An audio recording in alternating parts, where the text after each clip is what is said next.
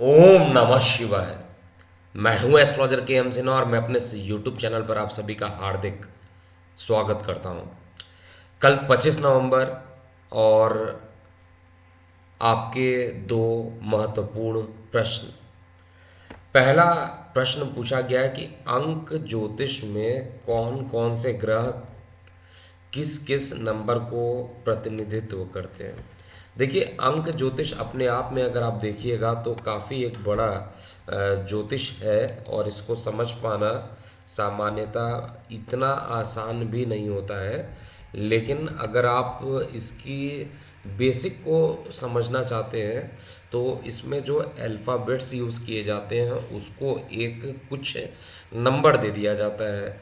उसको Chaldean process और अलग अलग पद्धतियों से निकाला जाता है। तो न्यूमरोलॉजी से काफ़ी चीज़ों को बता पाने में कई लोग सक्षम भी होते हैं, लेकिन वास्तविकता में क्या होगा, न्यूमरोलॉजी और उनके जो प्लैनेट्स हैं उनके लिए लगभग लगभग आप इसको नोट कर लीजिए। बहुत सारे नंबर होते हैं, जैसे मान लीजिए 1 से लेकर 9 नंबर तक का हम लोग यूज़ करते हैं। तो जो 1 नंबर होता है वो बेसिकली सूर्य का नंबर होता है। सूर्य का नंबर होता है 1 नंबर, जिसको सूर्य का नंबर कहते हैं। 2 नंबर जो होता है वो चंद्रमा का नंबर होता है। और चंद्रमा का नंबर होने के अलावा भी काफ़ी चीज़ों पर डिपेंड करती है कि टोटल जो न्यूमरोलॉजी है वो आपके लिए कैसा रहेगा नहीं रहेगा। ये काफ़ी चीज़ों पर डिपेंड करेगा, केवल एक दो बातों पर ये डिपेंड नहीं करता है।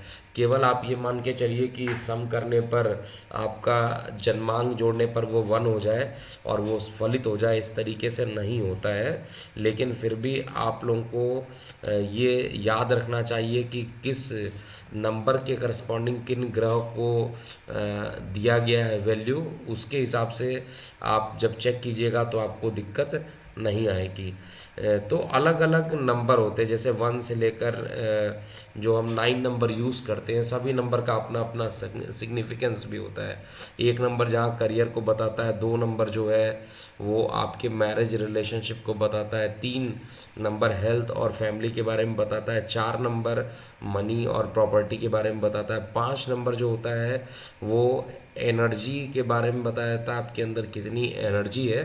6 नंबर जो होता है वो आपके फ्रेंड्स और जो आपके रिलेटिव्स हैं उनके बारे में, 7 नंबर चिल्ड्रन और क्रिएटिविटी के बारे में, 8 नंबर जो होता है नॉलेज और इंट्यूशन के बारे में, और जो 9 नंबर होता है वो फार्म्स और प्रॉस्पेरिटी के बारे में बताया जाता है। तो ये कुछ सामान्य चीज़ है जो कि नंबरों पर आधारित होते हैं, और प्रत्येक नंबर का अगर आप देखिएगा तो कोई ना कोई मालिक बनता है। जैसे 1 नंबर सूर्य का नंबर होता है, चंद्रमा का 2 नंबर होता है, 3 नंबर बृहस्पति का होता है, 4 राहु का नंबर होता है, 5 नंबर बुध का नंबर होता है, 6 नंबर शुक्र का नंबर होता है, 7 केतु का, 8 शनि का और 9 जो होता है वो मंगल का होता है। तो ये कुछ नंबर्स होते हैं जिनके बारे में आपको पता रहना चाहिए कि क्या कौन से ग्रह से क्या चीज़ें पता चलती, किस न्यूमरोलॉजी से क्या चीज़ पता चलती है और कौन से प्लैनेट किसके लॉर्ड होते हैं। तो ये चीज़ एक सामान्य तरीके से नोट कर लीजिए। और इसका लाइव एग्जाम्पल जो होगा, आइए ज्योतिष सीखे नामक कार्यक्रम में, जो कि किसी कारणवश कल पब्लिश नहीं हुआ था, और मैं कोशिश करूंगा कि शनिवार को इसको पब्लिश ज़रूर किया जाए।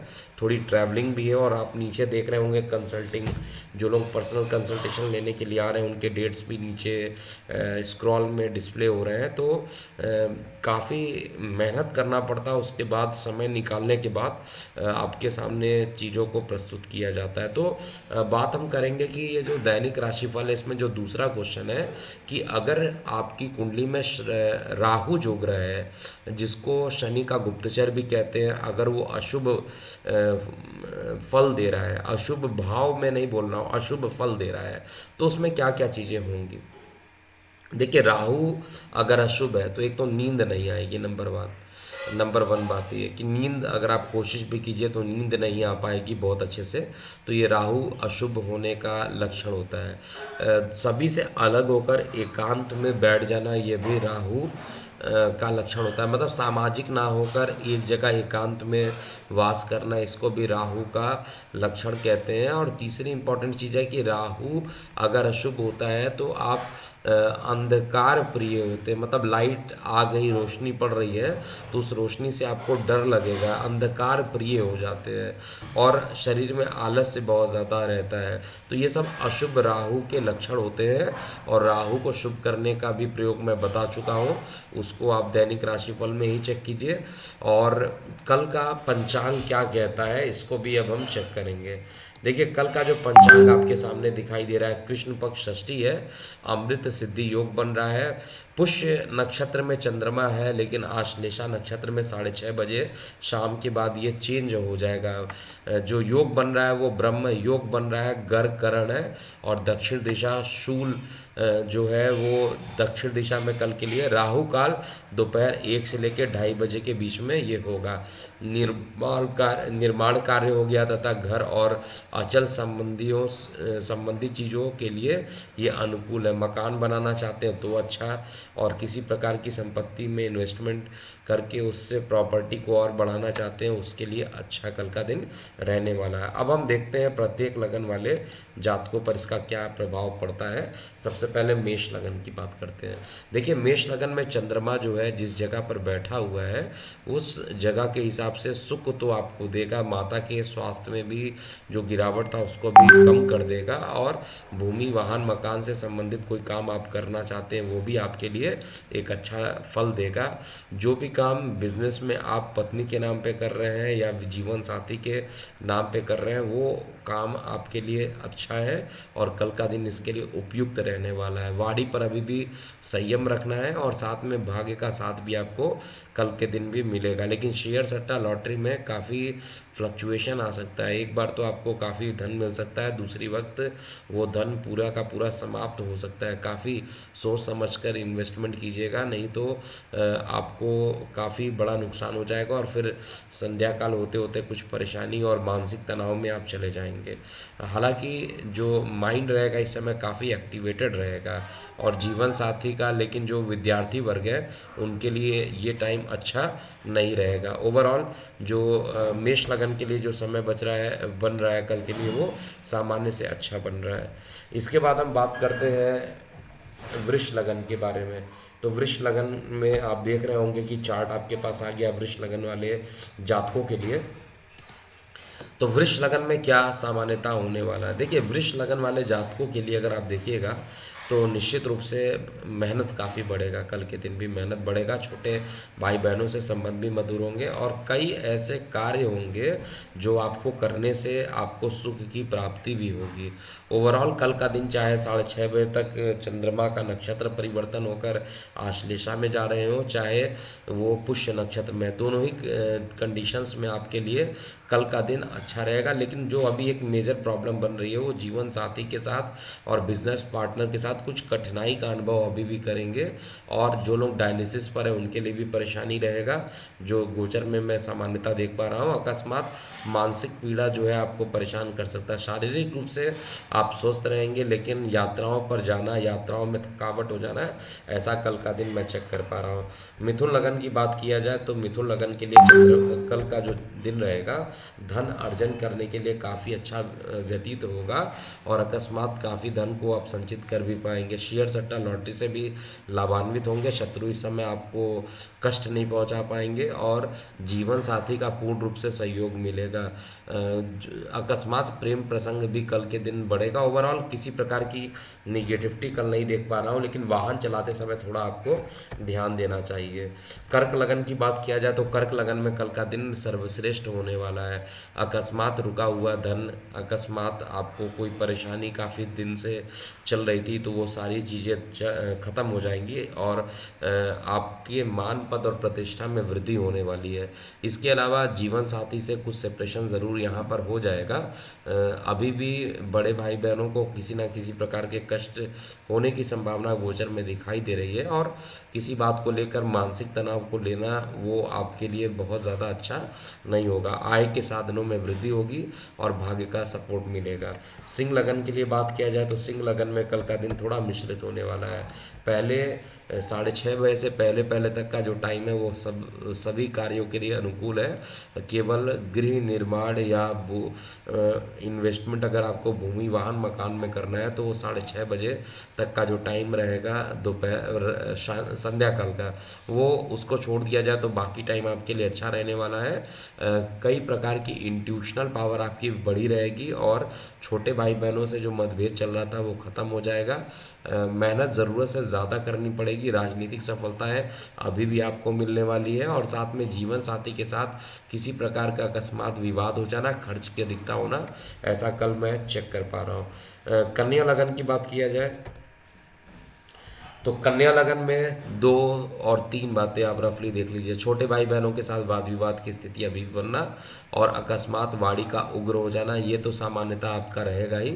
लेकिन आय के स्रोत में बढ़ना, बड़े भाई बहनों से सहयोग मिलना, प्रेम प्रसंग में किसी प्रकार की रुकावट आ जाना, ये सब चीज़ें कल के दिन होने वाली है। हालांकि सबसे बेस्ट पार्ट क्या है कि धन से रिलेटेड अगर कोई परेशानी थी तो परेशानी खत्म होगी। धन का मालिक खुद सुख स्थान पर बैठा है तो धन जो होगा आपको गोचर में वो धन भी आपको प्राप्त करा देगा और कल उसके लिए आपके लिए बहुत बेहतरीन दिन है। अगर कल के लिए ट्राई करते हैं, अगर आपका फंसा हुआ पैसा तो उसके मिलने की संभावना ज़्यादा यहाँ पे चेक कर पा रहा हूँ। नौकरी व्यवसाय में अकस्मात स्थान परिवर्तन के योग भी बने हुए हैं। तुला लगन की बात किया जाए तो तुला लगन में कल का दिन मिश्रित होने वाला है। एक तरफ जो है परिवार में किसी सदस्यों के साथ वाद विवाद हो जाना, बिजनेस पार्टनर के साथ वाद विवाद हो जाना, भूमि वाहन मकान में किसी प्रकार का टेंशन ले लेना, ये सभी चीज़ें कल को आपको परेशान करेगा। केवल इस समय मेहनत ही एक ऐसा उपाय बचा है जिसमें आप मेहनत करने के बाद कुछ अच्छा परिणाम दे पाएंगे। लेकिन लगातार कार्य की अधिकता के कारण जो रहेगा, आप इस समय कितना भी एफर्ट लगा ले, शरीर में थकावट होना, शरीर में दर्द होना, ये सब चीज़ें आपको एक प्रकार से मानसिक रूप से पीड़ा देगी। लेकिन जल क्षेत्रों में जो लोग काम कर रहे हैं, निवेश कर रहे हैं, उनके लिए कल का दिन काफ़ी अच्छा रहेगा। वृश्चिक लगन की बात किया जाए तो वृश्चिक लगन में कल का दिन मिश्रित परिणाम देगा। एक तरफ जहाँ भाग्य का सहयोग मिलेगा, पिता के स्वास्थ्य में जो गिरावट थी उसको सुधार मिलेगा, वहीं दूसरी तरफ मेहनत की अधिकता बढ़ जाएगी, कार्य का बोझ आपके ऊपर बढ़ जाएगा और आपको यहाँ पर पूरे तरीके से काफ़ी मेहनत के साथ काम करना चाहिए। वाणी अगर उग्र हो गई तो काफ़ी परेशानी हो सकती है। जीवन साथी के साथ किसी प्रकार का किसी पॉइंट पर डिस्कशन हो सकता है और जिसके कारण मतभेद की स्थिति उत्पन्न हो सकती है। हालांकि भूमि वाहन मकान से संबंधित जो कल के कार्य होंगे वो अच्छे रहने वाले हैं। धनु लगन की बात किया जाए तो धनु लगन में चंद्रमा की उपस्थिति आपके अष्टम में है और अष्टम से निकल के ये परसों नवम में पहुंच जाएगा। तो जब तक ये अष्टम में कुछ ना कुछ परेशानियां उत्पन्न करना, यानी जल संबंधित कुछ परेशानियां उत्पन्न कर देना, जल संबंधित दुर्घटनाएं करा देना, साथ में भूमि वाहन मकान को लेकर कुछ परेशानियां उत्पन्न कर देना, कल का दिन बहुत अच्छा नहीं है। कल के दिन धन के लिए अच्छा है। धन के लिए अगर वेट कर रहे हैं तो वो आपके पास धन आता हुआ मुझे दिख रहा है, लेकिन किसी प्रकार के रोग ऋण शत्रु आपके खत्म हो जाए ऐसा भी गोचर में बना हुआ है। तो कल का दिन सामान्य से अच्छा रहेगा। नौकरी व्यवसाय में पदोन्नति के योग भी कल बन रहे हैं। मकर लगन की बात किया जाए तो मकर लगन में शेयर सट्टा लॉटरी से कल के दिन लाभान्वित होंगे। दूसरा, आय के साधनों में कुछ कठिनाइयों का के साथ ही पूरा कल का दिन चलेगा। बड़े भाई बहनों को किसी प्रकार का कष्ट हो सकता है, बहुत ध्यान रखना पड़ेगा। और नौकरी व्यवसाय को लेकर स्थान परिवर्तन का योग अभी भी बना हुआ है। जीवन साथी ही एक ऐसे इस समय आपके लिए रहेंगे जो आपको सही मार्गदर्शन दे सकते हैं। इसलिए अगर किसी से राय लेना हो तो जीवन साथी के साथ राय लीजिए जिससे कि कोई दिक्कत ना हो। और फंसे हुए धन की जो प्राप्ति है वो जल्दी ही आपको मिल जाएगा। कल के दिन 6:30 से पहले पहले जो भी काम करेंगे वो आपके लिए सामान्य से अच्छा रहेगा। इसके अलावा हम बात करते हैं कुंभ लगन के लिए। देखिए, कुंभ लगन में एक तो खर्च की अधिकता भी कल ज़्यादा रहने वाली है और कार्य व्यवसाय में बॉस से कुछ लड़ाई भी हो सकती है, इसलिए कार्य व्यवसाय में किसी प्रकार की लड़ाई झगड़ों से अभी बचना चाहिए। कंडीशन ऐसी बन रही है कि खर्च की अधिकता रहेगी, लेकिन आपको खर्च पर कंट्रोल करना ही पड़ेगा। मेहनत भी काफ़ी बढ़ेगा, नेम फेम भी आपका कल के दिन काफ़ी बढ़ने वाला है और थोड़ा सा मानसिक तनाव या किसी बात को लेकर चिंता का विषय बन जाना, हाइपर एसिडिटी होना, ये सब चीज़ें कल के दिन देख पा रहा हूँ। अंतिम लगन की बात करूं अर्थात मीन लगन के लिए, तो कल का दिन जो रहेगा सामान्य से अच्छा रहेगा। लेकिन अस्पतालों में खर्च की अधिकता हो सकती है या किसी भी प्रकार के खर्च का बढ़ जाना, ये मैं रोज बता रहा हूँ क्योंकि आपका लग्नेश द्वादश में है तो खर्च को बढ़ा देगा। जो लोग विदेश में रहते हैं उनके लिए पीआर के लिए एक अच्छा परिणाम भी मिलेगा। जीवन साथी का भी आपको सहयोग यहाँ पर मिलने वाला है। पिता के स्वास्थ्य में किसी प्रकार का गिरावट हो जाना और थायराइड जिनको उनको थायराइड या गले से संबंधित कुछ परेशानी अकस्मात उत्पन्न हो जाना, ऐसा मैं चेक कर पा रहा हूँ। इसके अलावा जो अच्छी चीज़ें निकल के आ रही हैं उसमें विदेशों से धन का लाभ होना या ऑनलाइन जो लोग काम करते हैं उनके लिए धन का लाभ होने की कंडीशन बन रही है। मेहनत कुछ ज़्यादा ही करनी पड़ेगी, लेकिन मेहनत करने से आपके कई प्रकार के जो छुपे हुए धन थे या फंसे हुए धन थे वो सब चीज़ बाहर आते हुए मैं देख पा रहा हूँ।